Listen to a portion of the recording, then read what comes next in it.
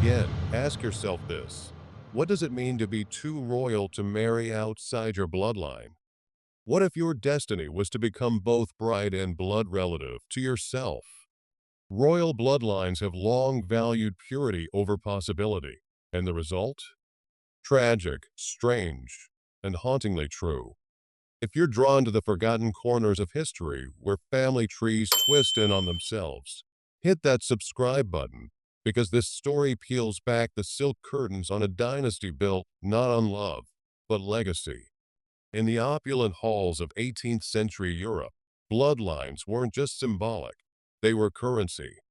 In a world obsessed with nobility, lineage, and legitimacy, few families clung more desperately to their own branches than the Habsburgs.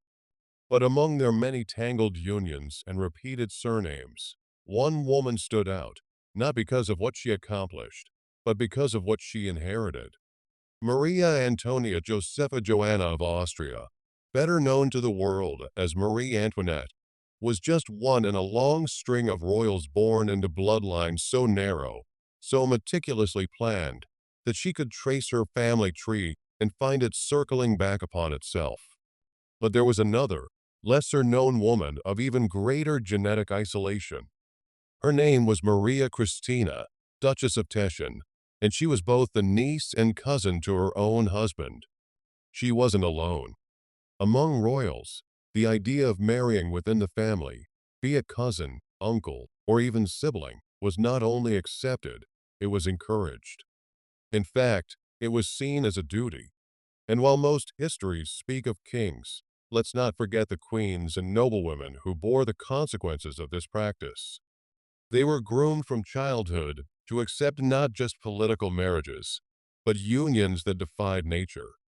Women like Joanna of Austria, who was both a princess and the child of a marriage between two first cousins, herself destined to marry another cousin and pass the pattern along. Or Isabella Clara Eugenia, whose parents were uncle and niece. These women were educated in multiple languages, trained in etiquette, and adorned with silks and sapphires, but their futures were decided by genetics. The fewer outsiders married in, the stronger the royal claim, or so it was believed. In time, however, the flaws of this thinking began to show, not in court politics, but in the bodies and minds of the children born from these unions. One such child was Maria Theresa of Austria, a woman considered the mother of the Habsburg Empire in the 1700s.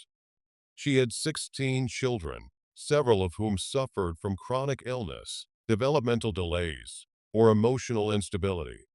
Doctors of the time attributed these conditions to melancholy or weak humors, but modern historians suggest something else: the narrowing gene pool.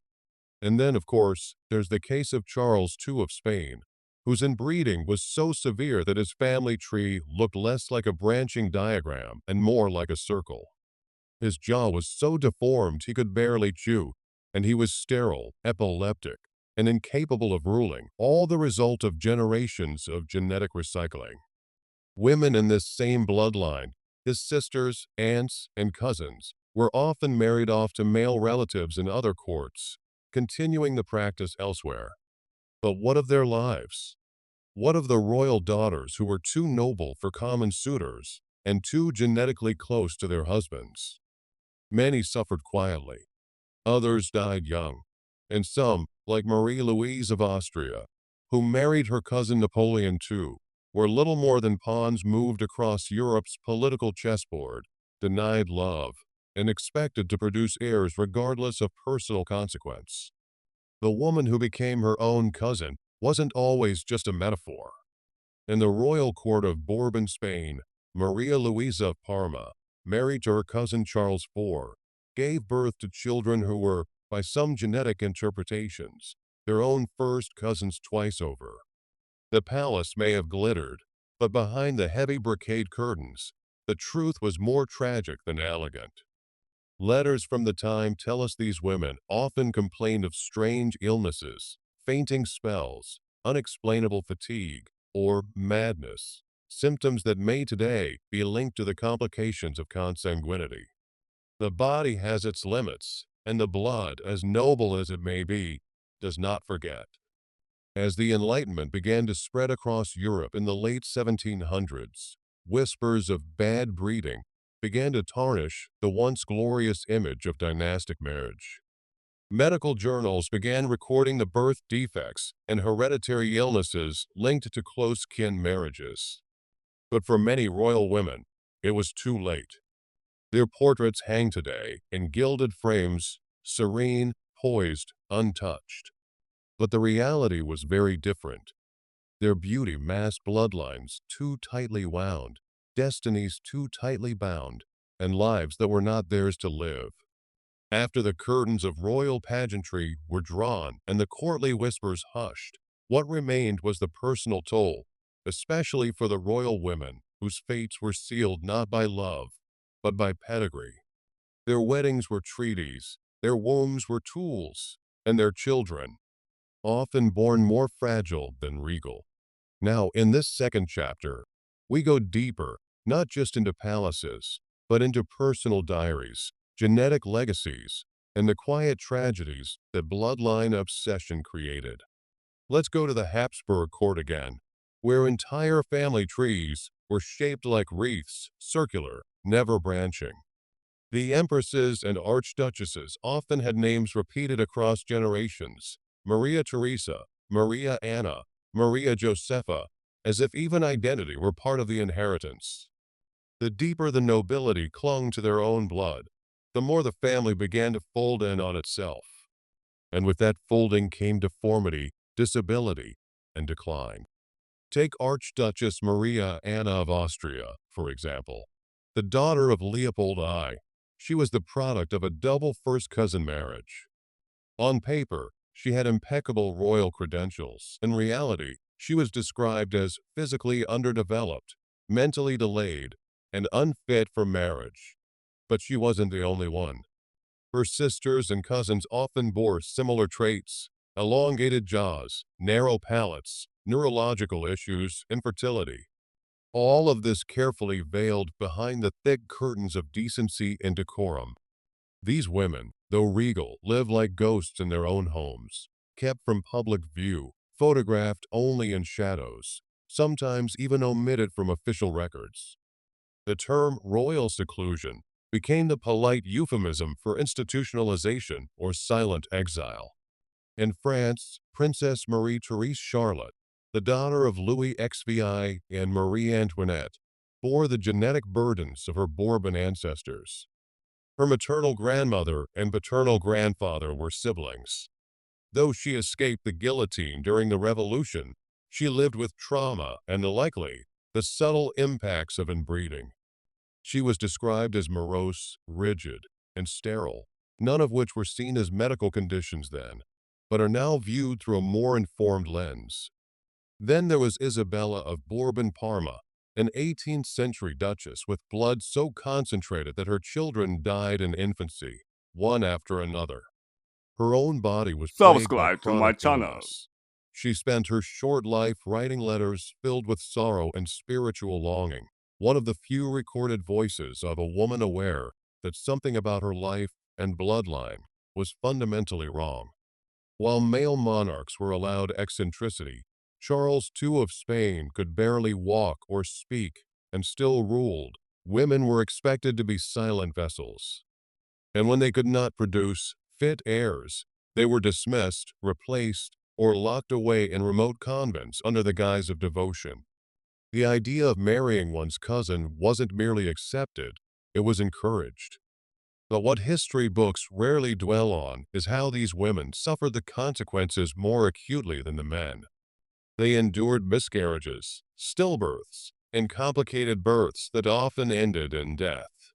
Yet each new girl born into royalty was raised with the same destiny: to marry a man who might also be her uncle, cousin, or brother-in-law. And to keep smiling, to keep bowing, to keep concealing whatever was breaking inside her. By the 19th century, the genetic effects of centuries of inbreeding could no longer be ignored. The tragic case of Princess Charlotte of Wales, though not a direct product of inbreeding, signaled a shift. When she died in childbirth, The public mourned the end of a seemingly untainted royal line, and the royal family began to seek healthier matches. Foreign marriages to common nobility increased, and slowly, the web of incestuous unions began to unravel. But not completely. In more recent centuries, even Queen Victoria, who carried the gene for hemophilia, passed it down to royal descendants in Spain, Germany, and Russia. Though not inbred herself, her children married within circles so tight that the disease spread like a curse across thrones. Her granddaughter, Alexandra Feodorovna, married Tsar Nicholas II of Russia, and their son Alexei was born with hemophilia, another child doomed by blood. Modern genetics now gives us the language for what these women lived. Consanguinity, autosomal recessive disorders, congenital deformities, these are scientific terms for what once passed as divine punishment or mysterious fate. But behind the terminology are lives of real suffering, women who bled, bore, and broke in the name of purity. Some were brilliant thinkers. Others were artists, writers, composers, but were denied education, denied exposure, denied lives outside marriage. Their talents faded in the shadows of chandeliered rooms and locked sitting chambers. They were too royal to be individuals and too valuable to be free.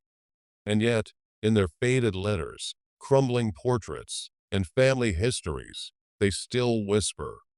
They warn of what happens when legacy is valued more than life, when a name matters more than a soul. They remind us that purity is not power, and that sometimes the price of the crown is paid in silence. And so, her crown was both her privilege and her prison. The woman who was her own cousin wasn't an anomaly. She was a consequence of obsession, of lineage over love, of legacy over life. In the silent halls of history, she joins the many women whose names were almost erased, buried under titles, bound by blood, and remembered not for who they were, but for what they were meant to preserve.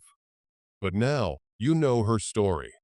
If this glimpse into hidden history stirred something in you, if you believe that the past is far more complex, tragic, and fascinating than the stories we were told, then help us tell more. Subscribe, like, and share this video so we can keep uncovering the truths that history tried to forget. Until next time, stay curious and stay human.